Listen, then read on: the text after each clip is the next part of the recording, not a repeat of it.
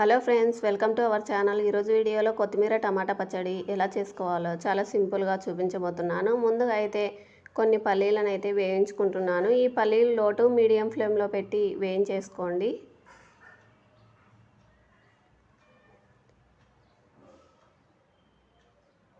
ఇప్పుడైతే ఈ పల్లీలు బాగా వేగిపోయాయి. ఇవి ఒక ప్లేట్లోకి తీసేసుకుందాం.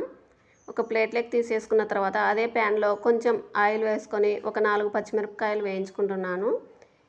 మీరు తినే కారాన్ని బట్టి పచ్చిమిరపకాయలు వేసుకోవచ్చు. నేనైతే ఇక్కడ పచ్చిమిరపకాయలు కారంగా ఉన్నాయి కాబట్టి 4 వేసుకుంటున్నాను. తర్వాత పచ్చిమిరపకాయలు కొంచెం వేగిన తర్వాత అందులోనే కొంచెం జీలకర్ర వేసుకోవాలి. తర్వాత ఒక 2 పెద్ద సైజు టమాటాలు, ఎర్రగా పండిన టమాటాలను అయితే చిన్న ముక్కలుగా కట్ చేసుకొని ఇందులో వేసేసుకోవాలి.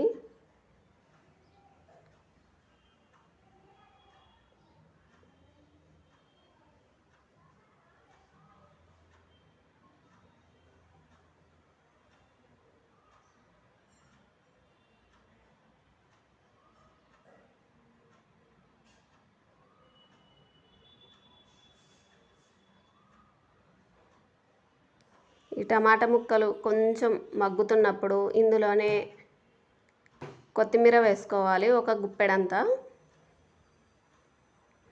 ఈ కొత్తిమీర నీళ్ళల్లో బాగా కడిగి వేసుకోండి, లేకపోతే ఇందులో ఇసుక ఉంటుంది కాబట్టి మళ్ళీ మనకి తినేటప్పుడు తగులుతూ ఉంటుంది.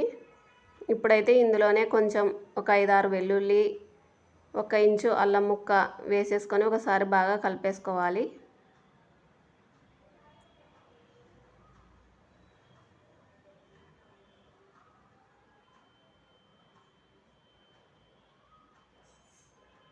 వీటన్నిటిని ఒకసారి 2 సార్లు బాగా కలిపేసుకొని మూత పెట్టేసుకొని మీడియం ఫ్లేమ్లో పెట్టేసుకొని బాగా మగ్గించుకోవాలి.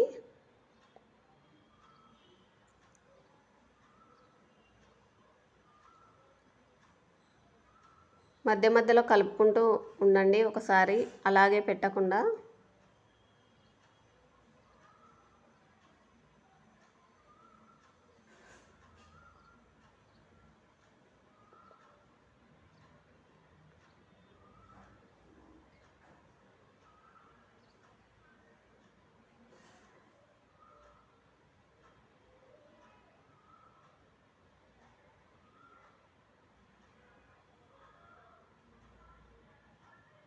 ఇప్పుడైతే స్టవ్ ఆఫ్ చేసుకొని అవన్నీ పక్కకు తీసేసుకుందాం. తర్వాత రోట్లో అయితే నేను పల్లీలను అయితే వేసి దంచేసుకుంటున్నాను. ఈ పల్లీలు మెత్తగా దంచిన తర్వాత ఇప్పుడైతే ముందుగా వేయించుకున్న కొత్తిమీర, టమాటా ముక్కలు ఇవన్నీ వేసేసుకొని ఇందులో దంచేసుకుంటున్నాను. ఇందులో కొంచెం ఉప్పు వేసుకోవాలి, రుచికి తగినంత.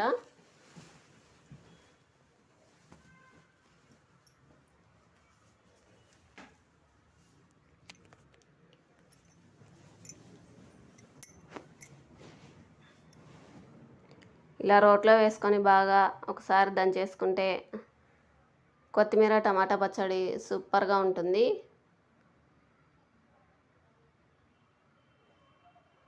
మిక్సీలో వేయద్దు, అంత టేస్ట్ ఉండదు.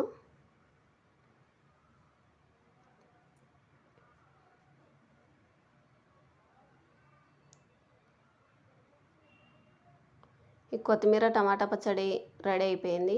ఇప్పుడైతే ఒక బౌల్లోకి తీసేసుకుందాం.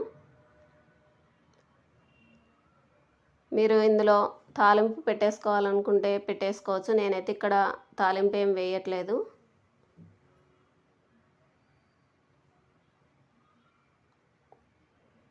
సూపర్ టేస్టీ కొత్తిమీర టమాటా పచ్చడి రెడీ.